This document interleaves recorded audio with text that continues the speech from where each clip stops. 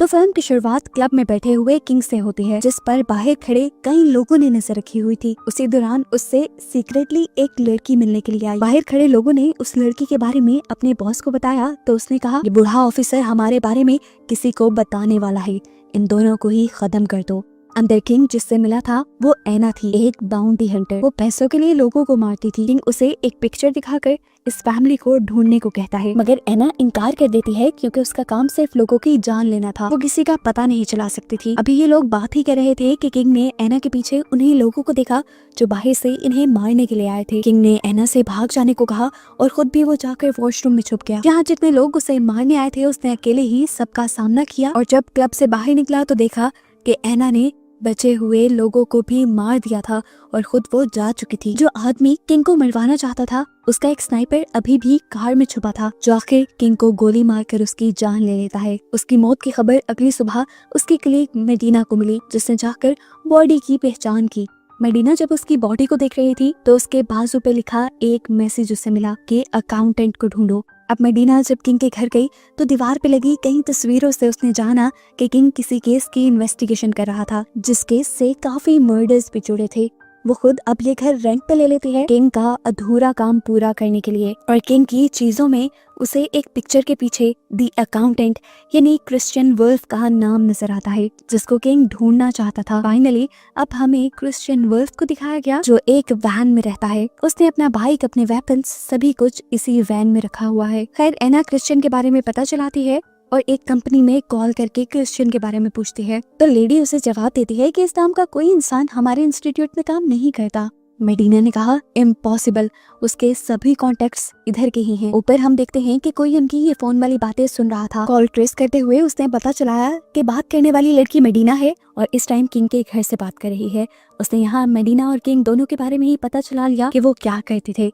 खैर अगले सीन में हम उस स्नाइपर को देखते हैं जिसने किंग को मारा था। वो एक मछली वाले से जाकर मिलता है जो दरअसल उनका बॉस बर्क है, जो अपनी आइडेंटिटी छुपाने के लिए बस ये काम करता है। वो इस टाइम ह्यूमन ट्रैफिकिंग करता है, यानी लीगली इंसानों की स्मगलिंग करता है। इस चीज की खबर किंग को भी थी जिसे बर्क ने मरवा दिया था। अब बर्क ने अपने स्नाइपर टॉम से कहा कि उस लड़की को भी किसी तरह पकड़कर मार दो जो उस दिन भागी थी। तुम उस लड़की को जानते नहीं हो, वो बहुत खतरनाक है। एक मर्तबा पहले भी उसने मेरे साथियों के ऊपर हमला किया था, बहुत से लोग मारे गए थे पर मैं बच गया। अब मुझे पता है कि वो मुझे मारने की तैयारी में है, उससे पहले ही तुम उसे मार दो। वो अब एक और आदमी के बारे में टॉम को बताता है जो उस दिन किंग से मिला था।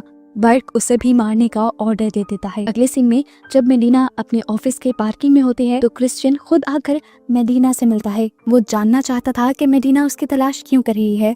उसने मेडिना से पूछा मुझसे क्या चाहती हो, तो मेडिना उसे किंग के घर ले गई। वो बताती है कि मरे हुए किंग के हाथ पे तुम्हें ढूंढने की रिक्वेस्ट थी। वो दीवार पे लगी कई तस्वीरें क्रिश्चियन को दिखाती है और कहती है कि किंग इस केस की इन्वेस्टिगेशन कर रहे थे, पर मैं नहीं जानती ये चीजें किस तरह इंटरलिंक कर रही हैं और इन सब का तुम्हारे से क्या ताल्लुक है। ये सब बताने के बाद मेडिना सो गई। अगली सुबह जब वो उठी तो उसने देखा कि पूरी रात क्रिश्चियन ने इसी केस के ऊपर काम किया था। वो मेडिना को बताता है कि किंग असल में पैब्लो नाम के एक इंसान को ढूंढना चाहता था। वो अपनी फैमिली के साथ मेक्सिको बॉर्डर पर रहता था। फिर पैब्लो की सेपरेशन हो गई। उसकी वाइफ ने कई जगह और काम किया जिसके बारे में मैंने उसके अकाउंट्स से पता चलवाया है। अब ये लोग पैब्लो को ढूंढने के लिए पहले उसकी वाइफ को ही ढूंढने का डिसाइड करते हैं। जहाँ पे उसने लास्ट टाइम जॉब की थी ये लोग उस फैक्ट्री में पहुंच जाते हैं। फैक्ट्री के मालिक से जब ये लोग उस लड़की के बारे में पूछते हैं तो वो आदमी कहता है मुझे क्या पता, यहाँ हर रोज 100 की तादाद में औरतें आती हैं काम करने के लिए, हर एक का नाम मैं थोड़ी जानता हूँ। वो आदमी जब पैब्लो की वाइफ का पता बताने से मना करता है तो क्रिश्चियन उससे कहता है मेरे पास तुम्हारी फैक्ट्री के अकाउंट्स का डेटा है, तुम अपनी सेल्स को कई गुना ज्यादा शो करते हो, साफ मतलब है कि तुम अपने ब्लैक पैसे को व्हाइट करते हो,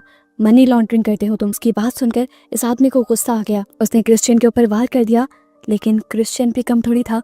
इन दोनों की आपस में लड़ाई हो गई और उस आदमी के कई लोग क्रिश्चियन से लड़ने के लिए आ गए, जिन सबको क्रिश्चियन ने खूब पीटा और उसके बाद दोबारा उसी आदमी को पकड़ लिया जिसने बताया कि मेरा कोई कसूर नहीं, एक दूसरा आदमी लड़कियों की स्मगलिंग करता है। यहाँ से निकलने के बाद क्रिश्चियन अपने भाई को कॉल करता है और उससे कहता है कि मैं चाहता हूँ कि तुम मेरे पास आकर मेरी एक केस में हेल्प करो। क्रिश्चियन का भाई कहता है ठीक है और वो एक घर से बाहर निकलता है और पीछे हमें दिखाया जाता है कि इस घर में उसने बहुत से लोगों को मारा हुआ था। क्रिश्चियन अब उसके पास आता है और उसे अपनी केस की डिटेल्स बताता है। सारे केस को सुनने के बाद क्रिश्चियन का भाई यहाँ पर 3 लड़कियों को बुलाता है। तीनों ही लड़कियों को पहले पैसे दे देता है और फिर इनसे मार्क के बारे में पूछता है। 2 लड़कियां घबरा गई यहाँ पर। तीसरे ने कहा, मैं तुम्हें उसके बारे में बता सकती हूँ, लेकिन अगर तुम मुझे पैसे दो तो। बाहर मेडिना अपने साथी से बात कर रही थी। वो किंग के मर्डर की फुटेज देख रहे थे, पर अभी तक ये नहीं जान पाए थे कि उस पर गोली किसने चलाई थी। इतनी देर में मेडिना के ऑफिस से उसे पता चलता है कि पैब्लो, जिसकी फैमिली की तस्वीर किंग लिए उसे ढूंढ रहा था, पता चलता है कि उसके डैड को भी किसी ने मार दिया है और किंग को पैब्लो और उसकी फैमिली को ढूंढने का काम भी पैब्लो के डैड ने ही दिया था। मेडिना को एक और रिपोर्ट भी मिली थी कि पैब्लो के गांव में इंसानों की स्मगलिंग आम थी। इसी स्मगलिंग के दौरान जब ये लोग पकड़े गए तो उन्होंने सभी आदमियों को मार दिया जिन्हें पकड़ा था। इसी में पैब्लो भी मर गया था। ऊपर वो लड़की मार्क को बुलाकर यहाँ से चली जाती है। मार्क के आते ही क्रिश्चियन उसे मार मार कर मेडिना की गाड़ी की डिग्गी में डाल देता है ताकि वो पुलिस के जरिए इससे इन्वेस्टिगेशन करवा सकें। यहाँ क्रिश्चियन अब एक हैकर से हेल्प लेता है ये केस सॉल्व करने के लिए। ये हैकर बज़ाहिर तो स्पेशल बच्चों को कंप्यूटर कोर्स करवाती थी, लेकिन दरअसल उनके जरिए हैकिंग से किसी का भी पता चला सकती थी। मेडिना कहती है, किंग जैसा काबिल ऑफिसर जब ये पता नहीं चला पाया तो मैं नहीं मानती कि तुम्हारी टीम ये सब पता कर पाएगी। उस हैकर ने मेडिना की बात सुन ली और अपने लिए इस चीज को एक चैलेंज बना लिया। ये लोग अब उस लड़की यानी एना से मिलना चाहते थे जो लास्ट टाइम किंग से मिली थी। इनको लगता था कि जरूर किंग ने केस की सारी डिटेल्स उसे बताई होंगी। वो लड़की उस दिन की सीसीटीवी फुटेज निकालती है सड़कों की, लेकिन फुटेज में एना का चेहरा नजर नहीं आता क्योंकि एना ने चेहरा नीचे किया हुआ था पहले से ही, क्योंकि वो जानती थी कि सीसीटीवी में उसका फेस कैप्चर हो सकता है। सभी लोग डरे हुए थे लेकिन एना नहीं। ये लड़की नोटिस करती है कि इसी सड़क पर एक औरत ने उस दिन सेल्फी ली थी जिसके पीछे से एना गुजरी थी। वो अब उस लड़की के फोन और कंप्यूटर को हैक करते हुए उस लड़की की तस्वीर के पीछे से एना का फेस देख लेती है। इस पिक्चर की आगे इन्वेस्टिगेशन करते हुए हैकर को पता चला कि एना जहाँ पर भी जाती थी वहाँ जरूर कुछ मर्डर करके आती थी। अभी तक इन लोगों को एना का नाम नहीं पता था।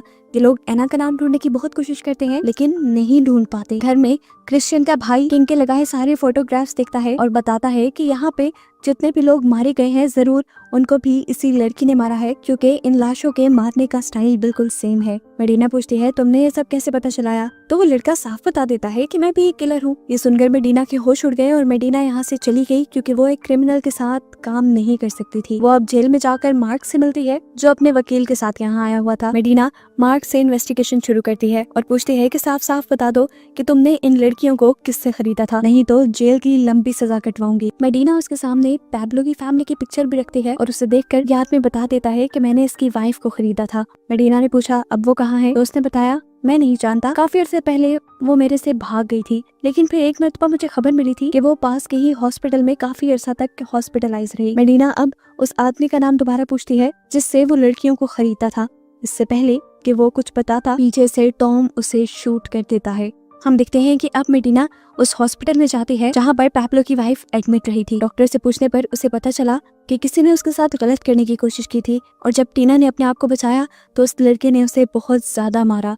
चोट उसके दिमाग पे लगी जिसकी वजह से उसकी याददाश्त चली गई। इस एक्सीडेंट में उसके चेहरे की हालत भी काफी बिगड़ गई थी। डॉक्टर बताते हैं कि उसके दिमाग के ऑपरेशन के साथ साथ उसकी फेस की सर्जरी भी की गई थी। डॉक्टर बताते हैं कि उसका इम्यून सिस्टम बहुत ज्यादा अच्छा था, उसने बहुत जल्दी रिकवरी की और वो पहले से कहीं ज्यादा अच्छा परफॉर्म भी करने लगी, या कह लें कि वो बहुत ज्यादा ज़हीन भी हो गई। मेडिना डॉक्टर के पास मौजूद सारा डाटा देखती है और उसे पता चलता है कि टीना और कोई नहीं बल्कि एना ही है जिससे उस दिन किंग मिले थे और वही बाउंटी हंटर बनी थी। अपने आप को आजाद करवाने के लिए उसने सबसे पहला मर्डर हॉस्पिटल के गार्ड का किया था। जिस टाइम पे मेडिना और डॉक्टर ये बात कर रहे थे, हम देखते हैं कि क्रिश्चियन की साथी हैकर भी ये पूरा कंप्यूटर हैक कर लेती है और ये सारी इन्फॉर्मेशन उसके पास भी चली जाती है। यहाँ क्रिश्चियन के भाई को एक अलर्ट मिलता है डार्क वेब से। उसे पता चलता है कि एना को किसी ने मेडिना को ही मारने का कॉन्ट्रैक्ट दिया है। अभी बात क्रिश्चियन को भी पता चल जाती है और क्रिश्चियन मेडिना को बचाने के लिए उसके घर की तरफ भागता है। यहाँ हम देखते हैं कि एना पहले से ही उसके घर पे पहुंच चुकी है और वो मेडिना को मारने के लिए उसके ऊपर हमला कर दी है। लेकिन मेडिना भी कोई आम लड़की नहीं थी, उसे अपने आप को डिफेंड करने की पूरी ट्रेनिंग दी गई थी जिसकी वजह से वो फिलहाल के लिए अपनी जान बचा लेती है। और इतने में ही एना की नजर यहाँ पर मौजूद एक पिक्चर पे चली जाती है जो दरअसल उसी की फैमिली की थी। ये पिक्चर्स देखकर उसे सारा कुछ यानी अपना पास्ट याद आने लगता है उसके दिमाग में वो सारी कहानी घूमने लगी जो उसके साथ हुआ था। उसके गांव के सभी लोगों को कुछ लोगों ने जबरदस्ती पकड़ लिया था। इन बुरे लोगों ने सभी औरतों को पकड़कर बर्क को बेच दिया था और यहाँ पर इन्हीं के सामने इनके हस्बैंड्स को मार दिया गया। इतनी ही देर में यहाँ पर क्रिश्चियन भी पहुंच चुका था। एना को खोया हुआ देखकर वो समझ गया कि एना को सारी बातें याद आने लगी हैं। वो उसे ऑफर करवाता है कि मैं तुम्हारे बेटे को तुम्हें ला के दे सकता हूँ, मैं जानता हूँ वो कहाँ पर है। पर एना ने जवाब दिया कि अब मुझे वो नहीं चाहिए, मैं उस लाइफ को छोड़ चुकी हूँ। ये कहने के बाद एना वहाँ से चली गई और क्रिश्चियन घायल मेडिना को हॉस्पिटल लेकर गया। अब यहाँ पे हमें बर्क को दिखाया गया जो ह्यूमन ट्रैफिकिंग करवा रहा था। उसे ये बात तो पता चल गई थी कि मेडिना उसके पीछे पड़ चुकी है, इसलिए उसने पहले ही एना को मेडिना को मारने के लिए भेजा। लेकिन जब उसे पता चला कि मेडिना अब भी बच गई है तो वो समझ गया कि अब उसका बिजनेस और वो खतरे में है। उसने अपने आदमियों को कहकर अपने इलीगल सारे कामों को छुपाने का कहा और यहाँ से सभी बच्चों को किसी दूसरी लोकेशन पे शिफ्ट करने का ऑर्डर दिया। अब क्रिश्चियन को भी अंदाजा था कि बर्क खामोश नहीं बैठेगा, उन सब लोगों की जिंदगी खतरे में पड़ जाएगी जिन जिन को उसने बंदी बनाया हुआ है। इसलिए वो अपने भाई के साथ उन बच्चों को बचाने के लिए निकल जाता है। क्रिश्चियन की हैकर ने सब कुछ पता चलाते हुए उन्हें बताया कि मेक्सिको बॉर्डर के थोड़ा सा आगे उसने एक बस को देखा है जिसमें बहुत सारे बच्चे जा रहे हैं और ये सारे जरूर बर्क से ही लिंक्ड है। क्रिश्चियन हैकर से कहता है तुम पता चलाने की कोशिश करो वो इन बच्चों के साथ करेगा क्या। तो वो हैकर पता चलाती है कि कुछ ही दूरी पर बर्क एक बहुत बड़ा गड्ढा खुदवा रहा है जिसके अंदर वो इन सारे बच्चों को जिंदा दफन कर देगा। क्रिश्चियन अब जल्दी से उन बच्चों को बचाने के लिए अपनी कार लिए बर्क की इस जगह पे पहुंच गया। उसने जाते ही धड़ाधड़ फायर करके कुछ गार्ड्स को उड़ा दिया, जिसके बाद वो गाड़ी लेकर और आगे बढ़ गए। यहाँ पर बर्क के लोग उसकी गाड़ी पे धड़ाधड़ फायर करना शुरू कर देते हैं, इसलिए ये दोनों गाड़ी से बाहर निकल कर कहीं छुप गए। वहाँ से इन्होंने देखा कि टॉम यानी बर्क का वो स्नाइपर सभी बच्चों को तेजी से बस में बिठा रहा है।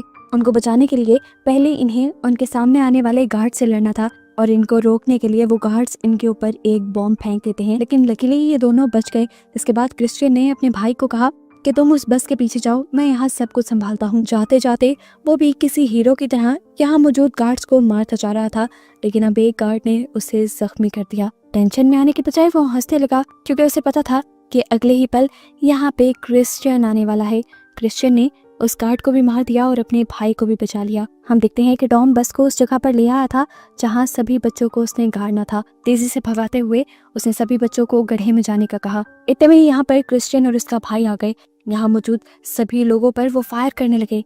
टॉम अब देख चुका था कि वो उसे भी मारने के लिए उसके सामने आएंगे, इसलिए वो पैब्लो के ही बेटे को गन पॉइंट पे ले लेता है। बच्चे को बंदी बना देखकर क्रिश्चियन भी थोड़ा सा डर गया। वो बस के अंदर आया, उसने गन टॉम पे ही पॉइंट की हुई थी। अपने डर को काबू करने के लिए वो एक पोइम पढ़ने लगा और उसके बाद उसने एक गोली चला दी जो ठीक टॉम को लगी और टॉम सब लोगों को खत्म करने के बाद ये दोनों अब सभी बच्चों को रेस्क्यू कर लेते हैं और इन्हें लेकर वापसी के लिए बढ़ते हैं। दूसरी तरफ दिखाया जाता है कि क्रिश्चियन की हैकर ने एना को कॉल किया और उसे बर्क की हकीकत बताई कि किस तरह वो ह्यूमन ट्रैफिकिंग करता है। उसी ने पहले एना को और उसकी गांव की लड़कियों को पकड़कर बेचा था और उनके हस्बैंड्स को मारा था और अभी भी वो बच्चों की ह्यूमन ट्रैफिकिंग कर रहा था, जिन बच्चों को क्रिश्चियन ने बचा लिया है। उसी की कैद में तुम्हारा बच्चा भी था जिसे क्रिश्चियन और बाकी लोग बचा चुके हैं। बर्क की हकीकत जानने के बाद एना को बहुत ज्यादा गुस्सा आया और वो मारने के लिए उसे उसके घर पहुंच गई। बर्क एना को देख के ही वहां से भागने की कोशिश करता है, लेकिन एना भी